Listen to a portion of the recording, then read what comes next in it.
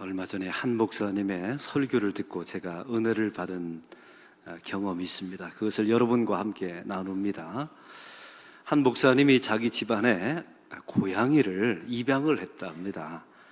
고양이를 입양하는 순간부터 가족 안에 엄청난 변화가 있더라는 거예요.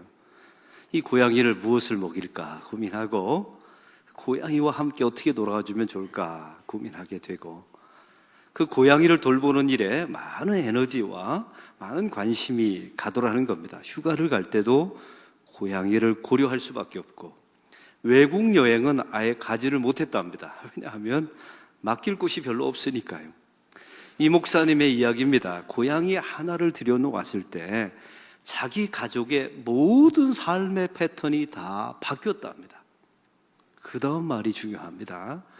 고양이 한 마리가 내 가정 속에 들어와도 이렇게 변화가 일어나는데, 예수님이 내 인생 속에, 내 가정 속에 들어오셨을 때 변화가 없다 하면 그것은 이상한 것이라는 겁니다. 내 인생 속에 예수님이 들어오셨는데 이 삶의 전폭적인 변화가 일어나지 않았다. 이거는 너무 이상하고, 극단적으로 말하면 예수님이 들어오지 않았을 수도 있다. 이런 말씀을 하는 걸 듣고 제가 은혜를 받은 적이 있습니다. 오늘 그런 관점으로 오늘 본문을 보길 원합니다. 수가성 여인이 우물가에서 진짜 신랑 되신 예수님을 만났습니다. 그리고 그의 삶 속에 엄청난 변화가 일어났죠. 그 두 가지 아주 결정적인 변화를 지난주에 제가 소개했습니다.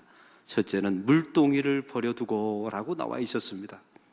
내 인생의 목마름을 채우려 했던 수단과 도구가 물동이였지 않습니까? 그것을 버렸답니다. 지금까지 내 세속적인 야망과 욕심을 채우려 들었던 그 세상의 모든 도구와 수단을 예수 앞에 다 내려놓았다는 거예요. 이게 이 여인에게 나타난 첫 번째 변화였습니다. 오늘 성경의 두 번째 변화가 일어났는데, 자기의 사마리아 땅에 들어가서 복음을 전하는 사람으로 바뀝니다. 그 복음을 어떻게 전했는지 29절은 이렇게 말합니다. 다 같이 29절 읽겠습니다. 내가 행한 모든 일을 내게 말한 사람을 와서 보라. 이는 그리스도가 아니냐 하니, 우리 예수님을 그 마을 사람들에게 그리스도라라고 표현합니다. 간증하죠. 선포합니다. 이 그리스도라는 말은 기름 부음 받은 자, 우리가 기다렸던 메시아이시다, 이걸 전했던 것입니다. 여기서 좀 이상한 점이 있지 않습니까? 이 여인은 사람들 앞에서 무엇인가를 당당하게 말할 수 있는 여인이 아니었습니다. 남편을 5명이나 바꿔치기 한 죄 많은 여인이었죠. 그리고 12시에 물을 기르러 올 수밖에 없을 정도로 고립된 여인이었습니다. 근데 이 여인이 마을로 뛰어들어가 내가 메시아를 만나노라고 와서 보라 라고 외치는 사람으로 변화되었습니다. 자기가 변화된 게 아닙니다. 우리 예수님께서 그 여인을 변화시킨 것이죠. 이 여인은 말할 줄도 몰랐습니다. 고립된 여인이었습니다. 상처가 많은 사람이었죠. 근데 이 여인이 예수님을 소개하게 될 때 놀라운 일이 벌어지게 됩니다. 이 30절을 다 같이 읽겠습니다. 그들이 동네에서 나와 예수께로 오더라. 사마리아 사람들이 그 말을 듣고 예수님께 나왔다는 말입니다. 39절 더 놀라운 일이 있습니다. 39절 읽겠습니다. 여자의 말이 내가 행한 모든 것을 그가 내게 말하였다 증언하므로 그 동네 중에 많은 사마리아인이 예수를 믿는지라. 이 수가성 여인은 사마리아 땅에 어떤 영향력도 없었던 사람입니다. 죄 많고 오히려 무시받고 천대받는 사람이었죠. 근데 이 여인이 복음을 전할 때, 내가 메시아를 만났다, 와서 보라 하라고 말할 때 사마리아 사람들이 와서 예수를 믿었다는 겁니다. 사랑하는 성도 여러분, 이 사건 속에 우리 예수님께서 일하시는 사역의 원리가 몇 가지가 숨겨져 있어요. 그걸 여러분에게 좀 소개하길 원합니다. 이 첫 번째 예수님의 사역의 방법, 독특한 방법이 있어요. 바로 그것은 우리 예수님이 사람을 사용하실 때는 마구잡이로 사람을 사용하지 않는다는 사실입니다. 전도와 사역에 있어서는 적합한 사람이 있습니다. 그리고 주님께서 그 적합한 사람을 정확하게 찍어내세요. 그리고 적재적소에 그 사람을 배치하셔서 사용하십니다. 이 하나님의 사용하심, 전도의 사역자로, 교회 안의 일꾼의 사역자로 사용하시는 것은 아주 절묘합니다. 그리고 신비하기조차 합니다. 죄인을 구원하시는데 죄인을 사용하세요. 사마리아 사람을 구원하시는데 우리 주님께서 유대인을 사용하지 아니하시고 사마리아 사람을 사용하십니다. 여기는 이유가 있습니다. 첫째는 동질성 때문에 그렇습니다. 사실 아픈 사람이 아픈 사람의 갈증을 알아요. 망해본 사람이 망해본 사람의 그 갈망을 압니다. 이 동질성이 얼마나 중요한지 몰라요. 그래서 죄인에게 복음을 전할 때는 그래서 주님께서 죄인을 들어 사용하시는 거예요. 또 한 가지 이유가 있습니다. 만약 베드로를 들어서 사마리아 전도에 성공했다면 사람들은 이렇게 생각할 겁니다. 베드로가 잘해서 이 전도에 성공한 줄 알 거예요. 우리 주님께서 제일 싫어하는 게 그런 겁니다. 그래서 죄인된 사람들에게 고립되고 절대로 말할 수 없는 말을 잘 못하는 이 여인을 부르셔서 사마리아 땅에 내가 그리스도를 보았다, 이 복음을 증거하게 됩니다. 왜냐하면 이건 결국 하나님이 하신 일이 되니까요. 누가복음 5장에 보면 세리마태가 등장합니다. 근데 우리 주님께서 지나가시다가 세리마태를 아무런 조건 없이 제자로 부르시는 장면이 나와 있습니다. 우리가 알다시피 세리는 이스라엘 사람들의 원수이며 증오의 대상입니다.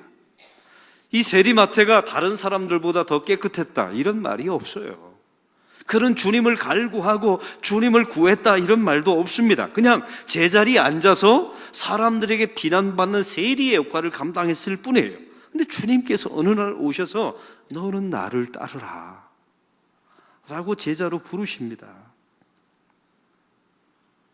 제가 젊었을 때 제 성경 노트에는 이런 글자를 제가 이 사건을 놓고 이렇게 썼더라고요. 예수님이 이런 식으로 마구잡이로 사람을 부르시니까 예수님이 욕을 먹으시는 겁니다. 제가 그렇게 어렸을 때 제 성경에 그렇게 써놓았어요. 근데 시간이 지나면 지날수록 정말로 우리 주님께서 마구잡이로 사람을 부르시는 게 아니라는 사실을 점점 더 깨닫게 됩니다. 이제 여러분에게 한번 묻습니다. 주님께서 굳이 의인도 많은데 더 착하게 산 사람도 많은데 왜 세리마태를 굳이 당신의 제자로 부르셨을까요? 사람이 없어서요? 아니요. 이 세리마태가 더 다른 사람들보다 의로웠습니까? 아니요. 죄인이 맞습니다. 이 세리마태를 당신의 제자로 부르신 몇 가지 이유가 있어요. 첫째는 은혜가 무엇인지를 알려주기 때문입니다. 잘난 사람, 의인된 사람, 사람들 앞에서 선한 일을 하는 사람을 부르시면 당연한 줄 알아요. 그러나 죄인을 부르시면 이게 은혜인 줄 압니다. 그래서 주님께서 세리마태와 저와 여러분을 부르신 겁니다. 두 번째 이유가 있습니다.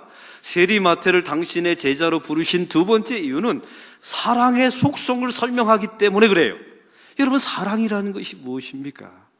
상대방을 살리기 위하여, 상대방을 구하기 위하여 나의 명예를 포기하는 것이 사랑 아닙니까? 우리 예수님께서 세리마태를 제자로 부르시는 순간에 예수님의 별명이 바뀝니다. 죄인의 친구, 먹기를 탐하는 자. 우리 예수님은 본래 그런 사람이 아니에요. 우리 예수님이 먹기를 탐하는 자입니까? 우리 예수님이 죄인입니까? 아니요. 근데 우리 주님께서 그 세리마태를 구원하심을 통하여, 제자를 부르심을 통하여 사랑이 무엇인지를 말해준 겁니다. 그 상대방을 살리기 위하여 나의 명예를 포기하는 것, 그게 사랑이었던 겁니다. 세 번째 이유가 있습니다. 바로 또 다른 죄인들에게 소망을 주기 위함 때문에 그래요. 이 세리마태 제자를 삼음을 통하여 한 사람이 소망을 갖지 않습니까? 누가복음 19장에 보면 세리장 삭개오가 나옵니다. 여리고 땅에 예수님이 오신다는 소식을 듣죠. 그때 세리장 삭개오가 달려갑니다. 어른은 달리지 않아요. 돌 모아가 나무 위로 올라갑니다. 어른은 돌 모아가 나무 위로 올라가지 않아요. 왜? 다 치마를 입었기 때문에 다 보이거든요.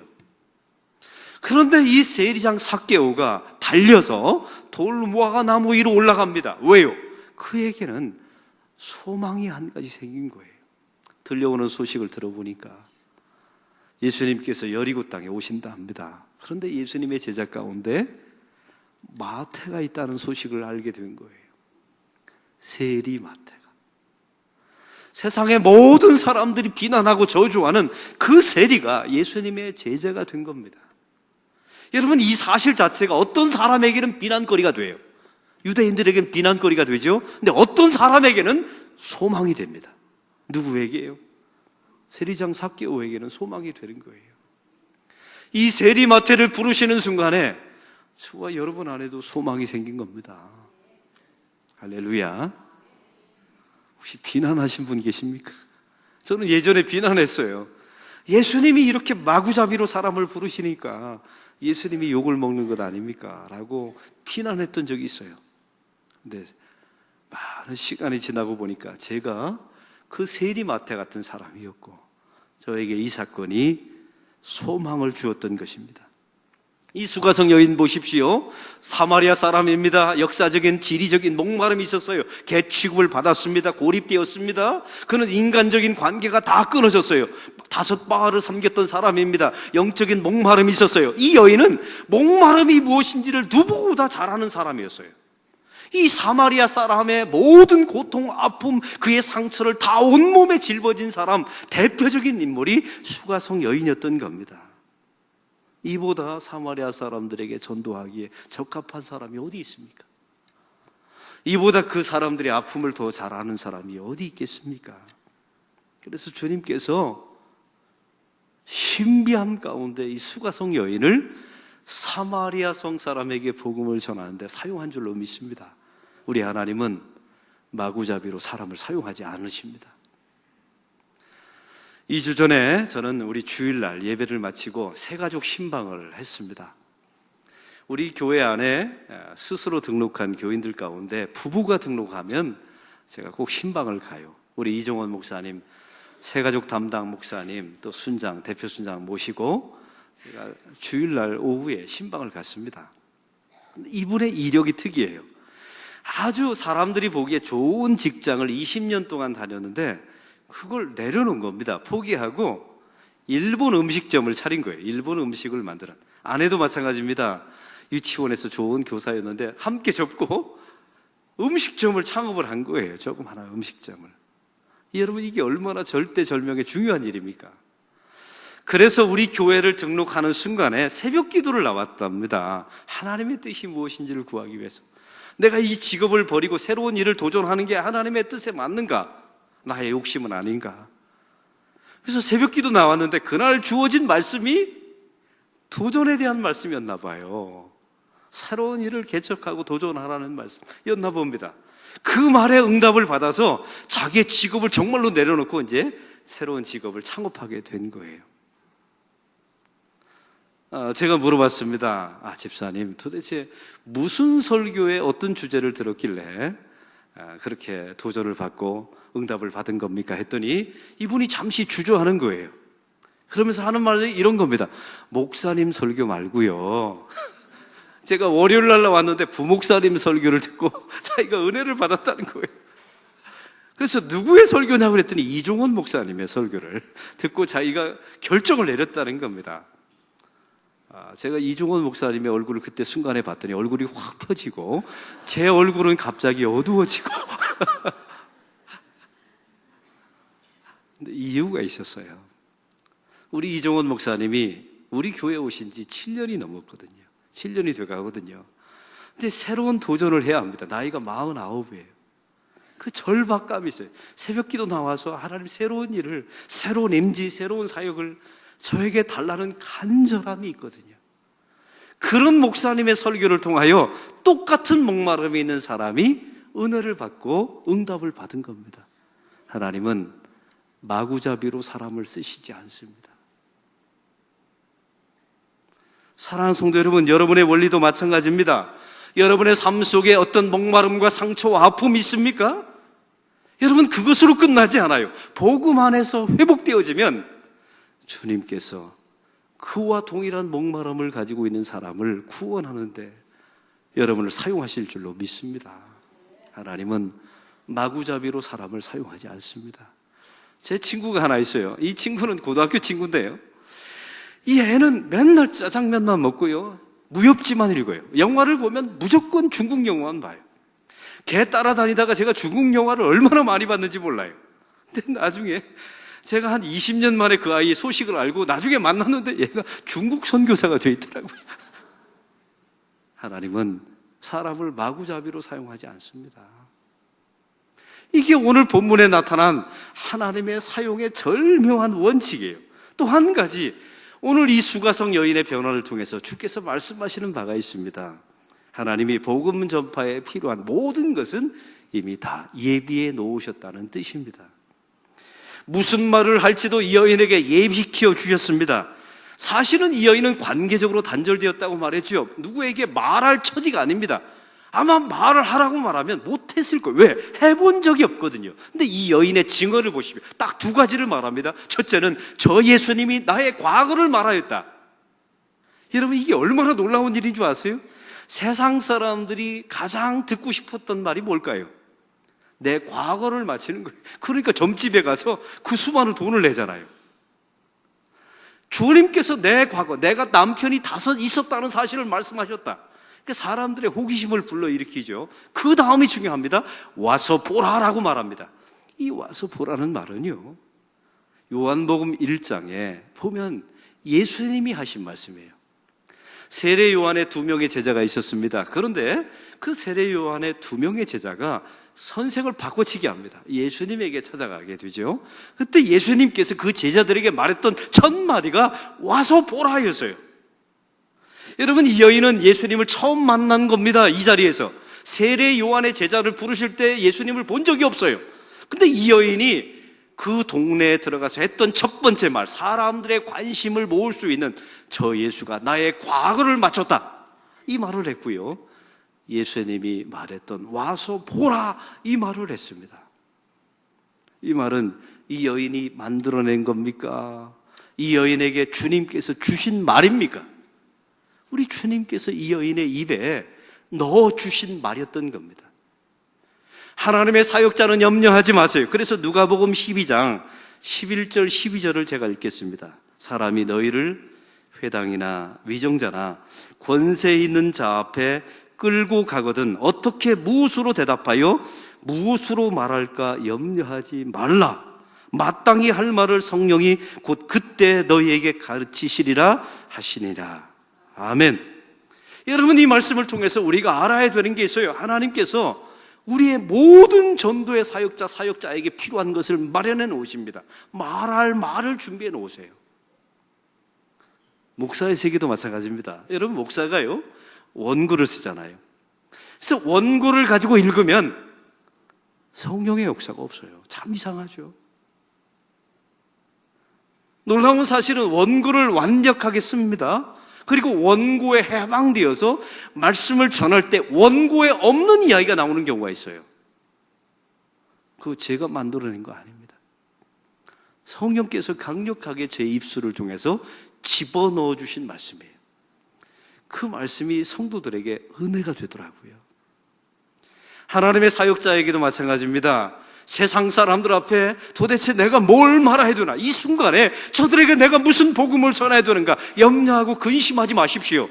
여러분이 기도하면서 하나님 앞에 나아가면 여러분의 입에 주님께서 말할 말을 주님께서 강권적으로 집어넣어 주실 줄로 믿습니다. 저 예수가 나의 과거를 말하였다, 와서 보라, 이와 같이 말이죠. 이게 주님께서 예비하신 겁니다. 또한 오늘 말씀에 보면 복음을 들어야 되는 사람조차도 주님께서 이미 마련해 놓으세요. 우리 예수님께서 제자들에게 35절에 이렇게 말씀하십니다. 35절 다 같이 읽겠습니다. 너희는 넉 달이 지나야 추수할 때가 이르겠다 하지 아니하느냐? 그러나 나는 너에게 이르노니 너희 눈을 들어 밭을 보라. 아멘. 너희는 석 달이 지나야 추수할 때가 이르느니라 라는 말은 히브리 잠언입니다. 추수할 때가 긴박해졌다는 그런 말씀의 격언이에요. 우리 예수님께서 이 수가성 여인을 통해서 사용하셔서 사마리아 사람을 구원하시는 이유가 여기 있습니다. 긴박한 복음의 때가 이르렀기 때문에 이 여인을 사용하셨다는 겁니다. 우리 예수님께서 전도에 있어서 두 가지 역할을 주십니다. 36절에 보니까 뿌리는 자와 거두는 자가 있답니다. 여기서 뿌리는 자는 우리 예수님께서 뿌리십니다. 만세전부터 당신의 백성을 예정하시죠. 이 수가성 여인도 마찬가지입니다. 만세전부터 당신의 예정된 신부들이 있습니다. 만세전부터 계획하시고 섭리 속에 이 사람을 내가 구원하겠다, 이는 나의 백성이다라고 주님께서 예정하신 백성이 있어요. 이런 사람들이 주님께서 뿌리는 자입니다. 우리 주님이 뿌리는 자예요. 근데 거두는 자가 필요하답니다. 그런 사람에게 가서 복음을 전해서 수확하는 사람은 바로 저와 여러분, 예수님의 제자 수가성 여인이 되라는 오늘 말씀입니다. 그럼 여기서 궁금증이 하나 있죠. 그냥 뿌리신 예수님이 그냥 거두기까지 하시지 왜 우리더러 거두라 하실까요? 오늘 성경은 36절에 이렇게 말합니다. 뿌리는 자와 거두는 자가 함께 기뻐하기 위함이라고. 한번 따라 봅시다. 함께 기뻐하기 위함입니다. 우리 주님께서 복음을 뿌려 놓으셨어요. 구원받을 사람, 예정된 사람을 세상 곳곳에 다 마련해 놓으셨어요. 우리가 복음을 전할 때 그들이 주께 돌아오는 역사가 일어나면 그 주님께서 느끼시는 모든 기쁨과 함께 동일한 기쁨이 주어진다는 겁니다. 그래서 우리를 초청하셨다는 거예요. 거두라고. 우리는 주저하지 마세요. 우리가 복음을 전할 때 거부해도 상관없어요. 그 사람은 예정된 사람이 아니니까. 그런데 그들이 돌아오게 되면 거두는 자의 기쁨이 있어요. 이걸 함께 누리자는 겁니다. 종교개혁자 칼빈이 이런 말을 했어요. 복음은 구름에서 비가 떨어지듯 우연히 임하는 것이 아니라 하나님께서 보내신 곳에서 사람들의 손을 빌어서 전해진다. 뿌리는 것은 하나님의 역할이고 거두는 것은 여러분의 역할이라는 겁니다. 여러분 주변에 나의 눈에는 보이지 않아요. 그러나 하나님께서 만세전부터 예정하신 당신의 신부들이 얼마나 많은지 몰라요. 여러분이 거두어야 합니다. 주저하지 마세요. 여러분의 입속에 말할 것을 주께서 넣어주실 거예요. 와서 보라. 그 한마디에도 돌아올 사람이 있다니까요. 어떤 청년이 이 켈빈에게 찾아가서 질문을 했습니다. 켈빈은 예정론자였지 않습니까? 그래서 질문했답니다. 선생님, 하나님께서 구원받을 백성들을 다 예정해 놓으셨다면서요? 그러면 가만히 있어도, 우리가 가만히 있어도 구원받을 사람은 다 구원받으시겠네요? 이렇게 질문했더니 칼빈이 중요한 말을, 이 종교개혁자 켈빈이 중요한 말을 했습니다. 하나님께서 예정된 백성을 구원하시려고 예정된 백성을 너를 통하여 너의 전도를 통하여 예정된 백성을 구원하기로 하나님께서 만세전부터 예정해 놓으셨다. 이렇게 말했다는 겁니다. 다시 한번 표현합니다. 너의 전도를 통하여 예정된 백성들이 하나님 앞에 돌아오도록 하나님께서 예정해 놓으셨다. 그러므로 너희는 뭐 하라는 거예요? 거두라는 겁니다. 사랑하는 성도 여러분, 복음은 영향력 있는 사람을 통해서 전달되는 게 아니에요. 힘 있는 사람을 통해서 전달되는 게 아닙니다. 그 정상에 선 사람들의 간증을 통해서 많은 사람들이 교회에 왔다고요? 나중에 보세요. 그 정상에 선 사람들이 감옥 가 있잖아요. 그러면 그 예수 믿은 사람은 어떻게 되는 겁니까? 사실은 누구를 통해서 복음이 전달되냐면 예수님을 진짜 만난 사람을 통해서 복음이 증거되는 줄로 믿습니다. 그래서 안심하십시오. 여러분이 정말로 예수를 만났다면, 예수님을 믿었다면 여러분의 입속에 주께서 하실 말씀을 넣어주십니다. 그리고 이미 구원받을 당신의 백성들을 다 예비해 놓으시고 여러분의 말을 통해서 거두게 하실 줄로 믿습니다. 하나님은 마구잡이로 사용하시는 분이 아닙니다. 여러분의 과거, 상처, 아픔 모든 것을 다 동원해서 적합한 장소에 여러분에게 적합한 사람을 만나게 하셔서 여러분의 입술을 열게 하십니다. 이게 하나님의 사역입니다. 이 전도하는 사람들을 보면 이런 말하는 사람이 있어요. 내가 갈 때 예수님을 모시고 가서 증거한다고요. 아니요, 착각한 겁니다. 이미 예수님이 가 계셔요. 만세전부터 예정하셨거든요. 당신의 백성들에게 예정해 놓으셨어요. 주님께서 이미 가 계신 겁니다. 여러분이 가서 와서 보라, 나의 과거를 저분이 말씀하셨다라고 담대하게 내 입에 주어진 말씀을 증거하면 거두는 역사가 일어나게 될 줄로 믿습니다. 내가 갈 때 예수님을 모시고 간 게 아니라 이미 저 사람에게 예수님이 가 계십니다. 이런 겸손한 자세가 있기를 소망합니다. 우리 교회가 올해 건축 과정이 되면 새신자가 참 많이 줍니다. 근데 많이 줄지는 않았어요. 57명이 지금 등록을 하셨는데 1등 전도한 분이 계십니다. 이분의 성은 스시입니다. 스시. 스스로 오신 분이 30명이세요. 30명이 스스로 오셨고 27명이 전도받아 왔습니다. 여러분, 스스로 오신 분이 나쁜 게 아닙니다. 이건 건강한 교회는 아니에요. 전도해서 온 생자들이 많아야 우리 교회는 좋은 교회가 됩니다. 여러분, 우리 교회가 작년에도 마찬가지입니다. 170명, 160명 이상의 전도됐는데 전도 1위가 또 스시였어요. 스스로 오신 분이 80명. 나머지는 우리 교인들이 전도하셨죠. 이건 교회가 건강하다는 징조가 아닙니다. 중국에서는 최근에 이런 일이 있었답니다. 가수들 가운데 립싱크하는 가수에게 벌금을 매기기 시작했대요. 혹시 저와 여러분은 예수는 믿는데 립싱크하고 있지는 않습니까? 벌금을 매길래요, 제가. 세상의 노래도요, 여러분 노래 부르지 않고 립싱크하면 입모양만 내면 그건 사기랍니다. 사기. 그건 노래가 아니지 않습니까? 그건 가수가 아니에요. 그래서 중국은 그 립싱크하는 가수에게 벌금을 매겼다 합니다. 예수 믿는 사람에게 적용하면 어떨까요?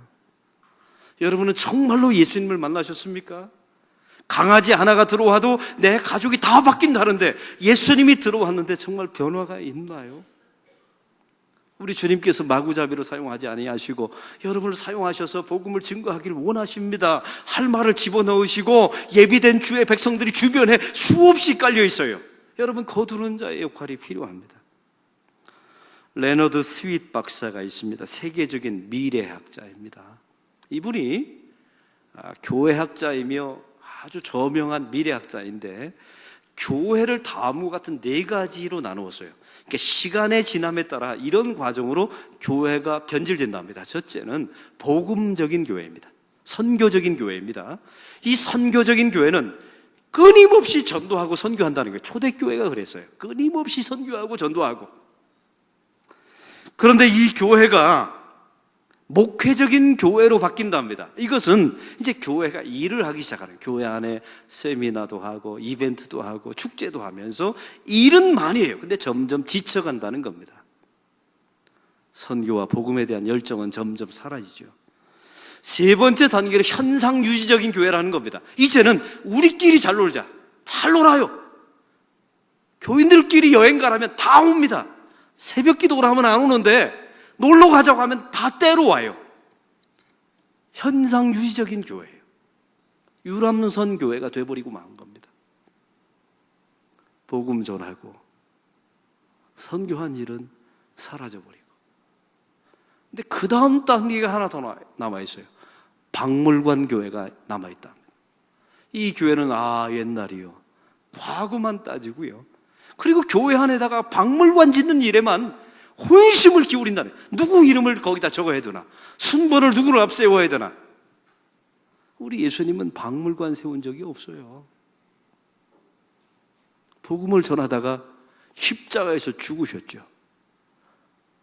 여러분, 기록을 남길 거면 성경밖에는 기록이 없어요. 우리 기록이 뭐가 중요합니까? 그런데 교회 안에 이 박물관 교회가 남아있다는 거예요. 우리 교회도 징조가 있어요. 50년이 지나니까 교회 건축할 때 갑자기 박물관을 만들자.